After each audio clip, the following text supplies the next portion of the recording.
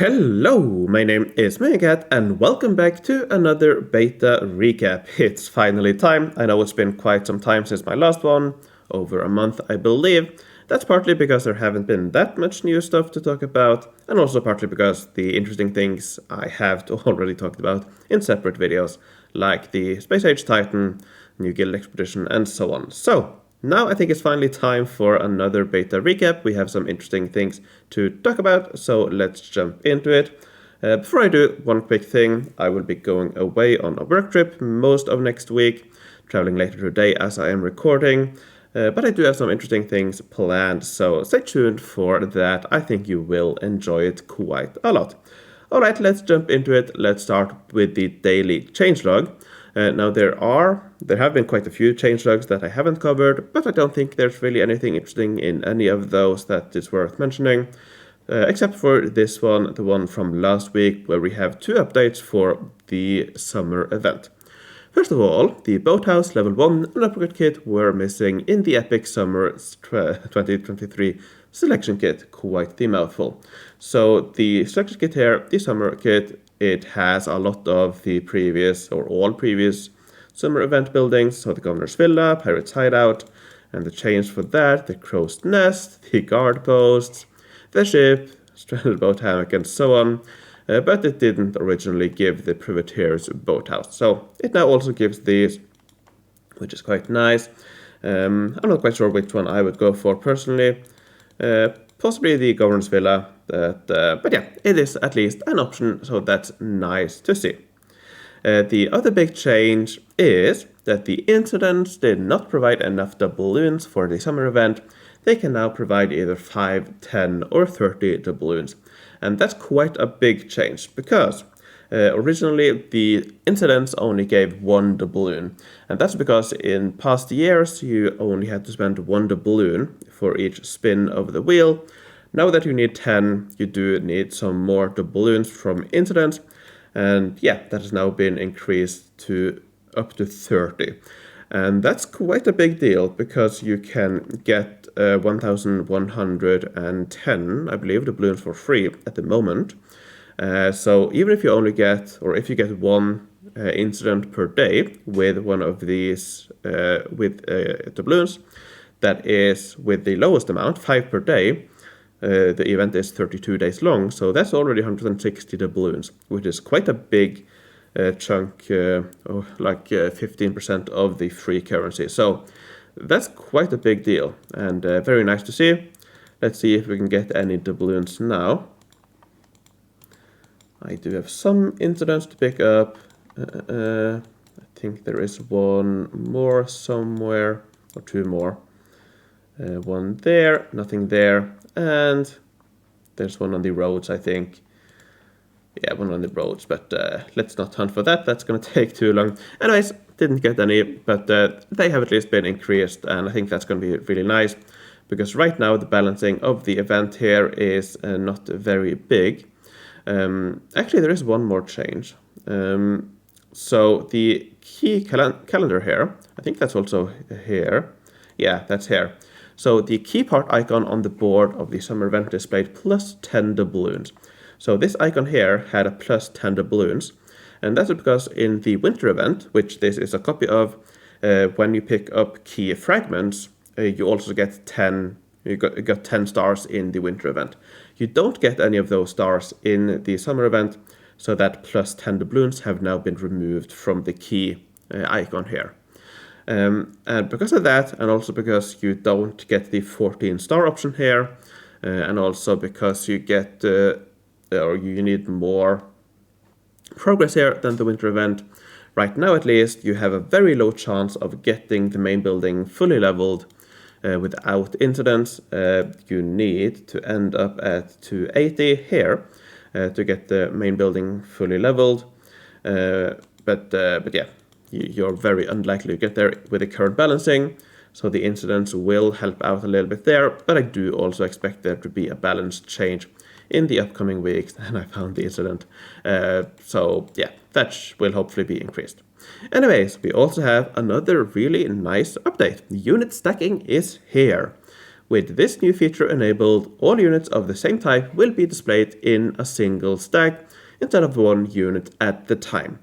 Now this is split in 2 stacks for each unit, one for attached units and one for unattached units, which is quite nice.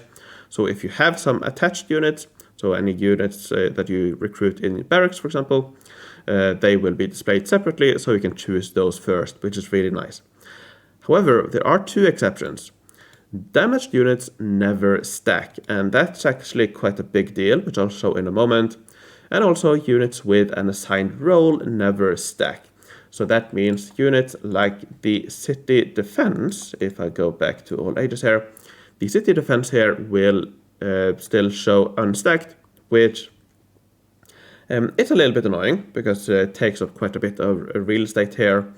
But I think it's not a big deal because I think most people will use filters to stay in a given age. So for example here, I am currently in the future era, and as you can see, I have my hover tanks here, and they are separated. I have the attached units here and unattached here, and also the rogues in the same window.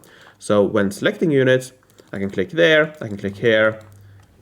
Very simple, very nice. Now I did mention there was one, or the damage, showing damage units really does suck quite a bit. So let me show what I mean there. And I think if I fight with hover tags that I will win easily. So let me just, for the fun of it, use some satellite spotters here. Let's auto battle. So now I have 2 damaged units here. If I go on to the next battle here, and if I move them away here, you can see that the damaged units, they are shown after the main units. So if I do a few more fights, there we go, let me do 1 or 2 more fights, and you can see the problem with this. You can slowly see now that these start filling out, and eventually the rogues will be shifted out of the main window again, and you have to scroll again. 1 more fight and they should be out of the window. Here we go, here we go. And there we go, the rogues are now no longer in the window and you have to scroll. Now luckily you can scroll all the way to the end, because these rogues will always be at the end, unless you are using military drummers and color guard. So it's easier than before, you only have to scroll to the end, but you do still have to scroll. So this is one, perhaps the only, I would say the only negative thing about the implementation right now, but there have been a lot of feedback about this on the beta forum. People have suggested moving the damaged units at the end, below all stacked units, which I think would be a big improvement. There's been suggestions about hiding, or the option to hide damaged units. It's still important to show the damaged units, because you do use them in some cases. People who have been following my higher age units series will know why. But for the most part, you will not be using your damaged units, so an option to hide them would be nice. Alternatively, add another tab to show them. Something to separate them out from the stacked units would be nice, and there has been a lot of feedback on it, so I wouldn't be surprised if they updated it to improve that. I also wouldn't be surprised if they don't improve it. In any event, even though the implementation isn't flawless, this is a very nice change. Makes selecting units a lot easier, and yeah, definitely very helpful. Alright, that's it for the regular stuff. Let's move on to the spoilers. We don't have too much, but we do have some interesting stuff. So, the Fellowship event is expected to be the next event after the summer event. So we'll probably run in late July. I imagine it'll start on the on the live servers in a little bit over a month on the beta server. We don't have anything about the event itself. I expect it to be the same mechanics, but what we do have is yet another event pass. We have 2 event passes here in this event. And actually, if we go here, oh, interesting. Never mind, I guess we can't. But yeah, this is, I believe, similar to the way it is done in Rise of Cultures. Not that I don't play the game, but I did see some people post an image there with 2 event passes. So yeah, We can always hope that one of them will be available for diamonds and the other one for real money, but I also wouldn't be surprised if both of them are available for real money, and yeah, not really too happy about that. I guess we'll have to see what the implementation is, but yeah, that's what it is. We don't have any more information about the event right now, which is a little bit odd because it's not that long until the event comes out. It'll come out after the summer event, so probably in 5 weeks, I imagine, on beta. And we don't really have a lot yet here to talk about. But yeah, hopefully next time we will have some more information. The other thing is some changes to the battleground. So, as I went over a while back, they will not be moving forward, at least for now, with the nerf to the siege camps. They said that they would be doing some more changes to the guild battlegrounds before it potentially went out to live servers. And as we can see here, we have some new buildings. And interestingly, we have tiers of buildings. So we have what seems to be 3 tiers of these different buildings. We have the improvised barracks, we have just regular barracks, and we have reinforced barracks. So that's interesting. I don't know. I don't really know how this will be implemented, but it might be 3 different cost levels. So the more you spend, the better the building.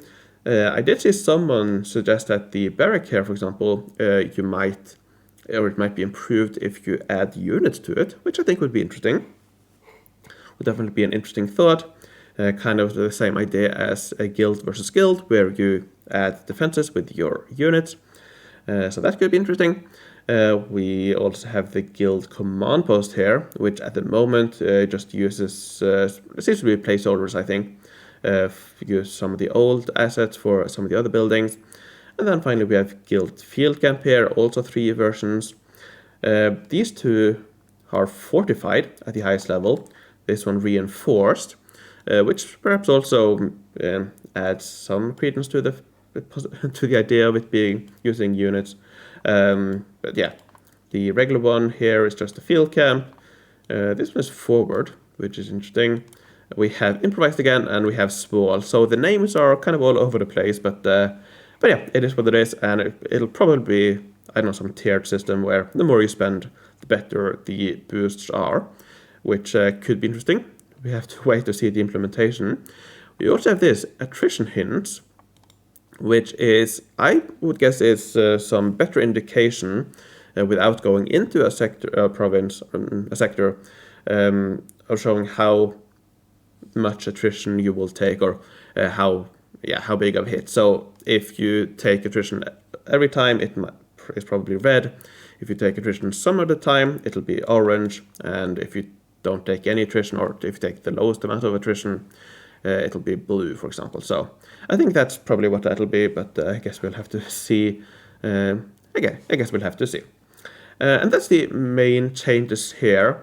There haven't really been any updates to the Space Age Titan since my last video on it.